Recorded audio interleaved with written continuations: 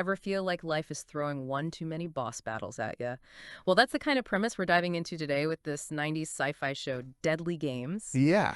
It's a wild ride where video game villains, they jump off the screen and into reality, all thanks to one very disgruntled physicist and a little mishap with antimatter. Oh, yeah. It sounds chaotic. It is.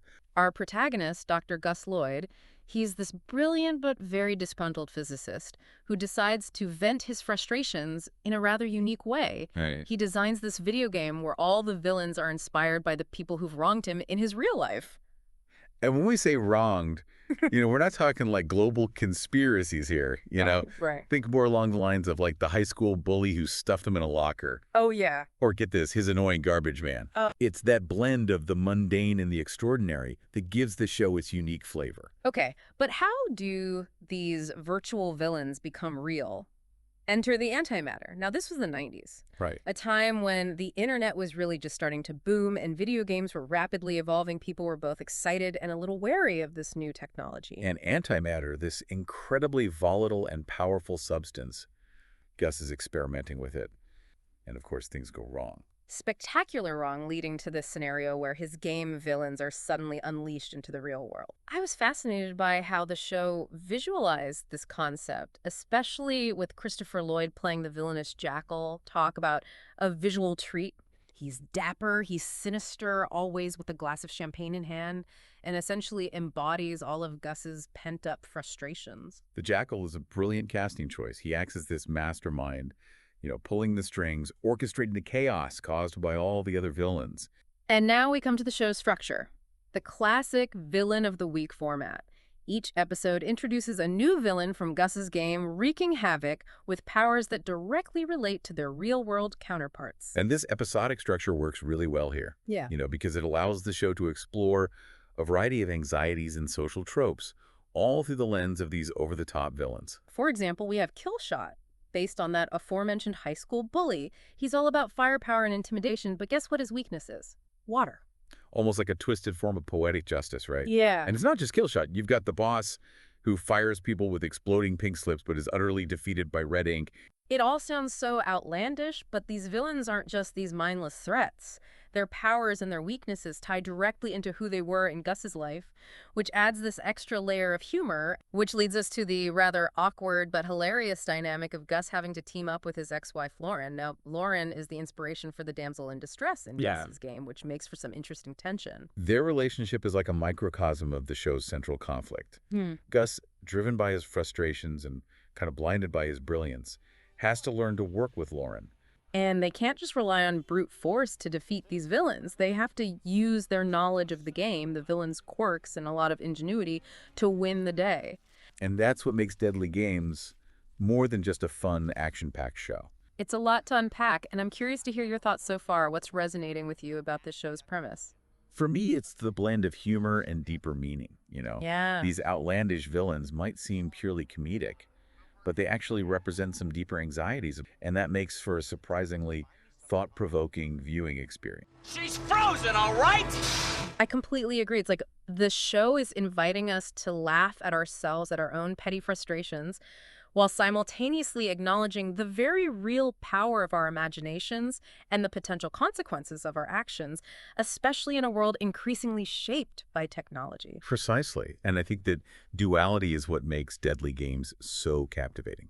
It's fascinating how Deadly Games uses humor as a way to explore some pretty serious themes. I mean, you have these over-the-top villains with ridiculous weaknesses. Right. But underneath all that, there's this underlying message about the blurring lines between reality and fantasy, especially in the context of technology. It's like the show is holding up this funhouse mirror to our own anxieties, right? Yeah. We laugh at these absurd scenarios, but there's a part of us that recognizes those anxieties as our own. Yeah. And it's not just the thematic depth that makes the show so compelling, it's the sheer creativity on display. It's this delightful blend of camp and creativity, almost like a live-action comic book. You can tell the creators had a lot of fun with the costumes, the special effects, even the set designs. I love how each villain's look was so perfectly matched to their powers and personalities. Like, take the Garbage Man, for instance, wielding a garbage-powered cannon. Right. It's ridiculous, but also oddly brilliant. Each villain is a caricature Let's talk about Lauren Gus's ex-wife.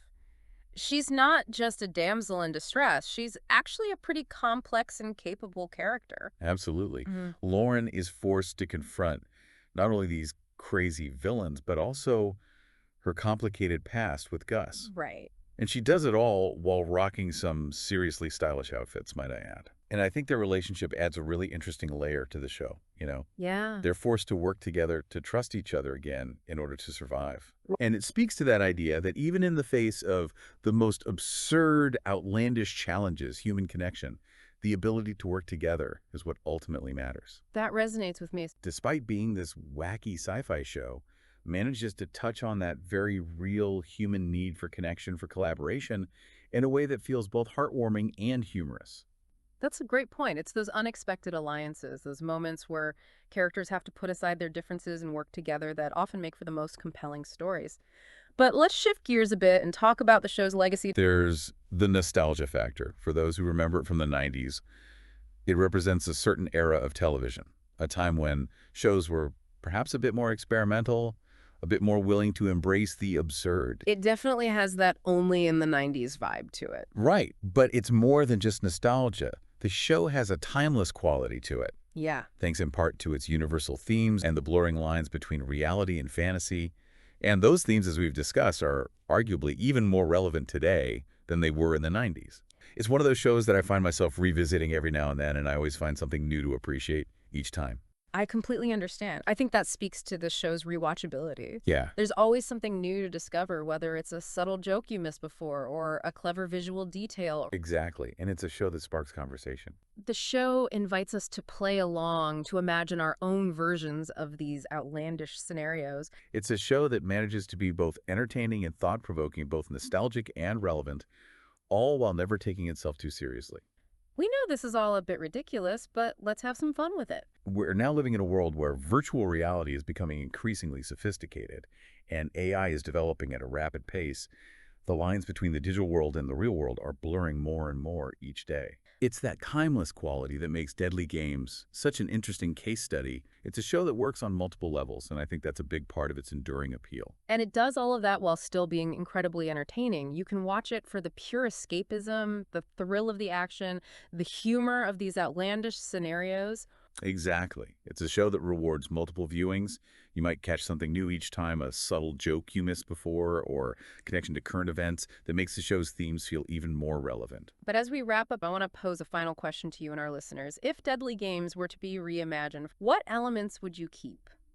I think the core premise that a video game villain's invading reality is still incredibly potent, and it could be updated in some really interesting ways. The possibilities are endless, and the action sequences could be even more mind-bending, blending virtual reality with the real world in ways that weren't even imaginable back in the 90s.